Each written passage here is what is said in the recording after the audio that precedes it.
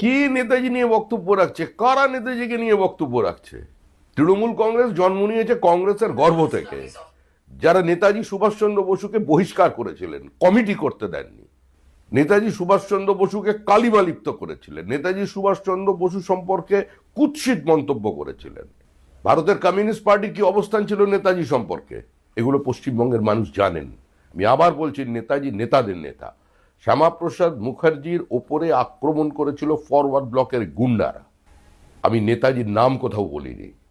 কলকাতা কর্পোরেশনের ভেতরে কি হয়েছিল, নেতাজির সঙ্গে শ্যামাপ্রসাদ মুখোপাধ্যায়ের যে কথোপকথন, সেটা শ্যামাপ্রসাদ মুখার্জি তার ডায়েরিতে লিখে গেছেন। আমি যা কিছু বলেছি সচেতনভাবে বলেছি, আমি সেখান থেকে সরে আসবো না। শ্যামাপ্রসাদ মুখার্জিকে রক্তাক্ত করেছিল ফরওয়ার্ড ব্লক। কি নেতাজি নিয়ে বক্তব্য রাখছে, কারা নেতাজিকে নিয়ে বক্তব্য রাখছে? তৃণমূল কংগ্রেস জন্ম নিয়েছে কংগ্রেসের গর্ভ থেকে, যারা নেতাজি সুভাষচন্দ্র বসুকে বহিষ্কার করেছিলেন, কমিটি করতে দেননি। নেতাজি সুভাষচন্দ্র বসুকে কালিমা লিপ্ত করেছিলেন, নেতাজি সুভাষচন্দ্র বসু সম্পর্কে কুৎসিত মন্তব্য করেছিলেন। ভারতের কমিউনিস্ট পার্টির কি অবস্থান ছিল নেতাজি সম্পর্কে, এগুলো পশ্চিমবঙ্গের মানুষ জানেন। আমি আবার বলছি, নেতাজি নেতাদের নেতা। শ্যামাপ্রসাদ মুখার্জির ওপরে আক্রমণ করেছিল ফরওয়ার্ড ব্লকের গুন্ডারা। আমি নেতাজির নাম কোথাও বলিনি।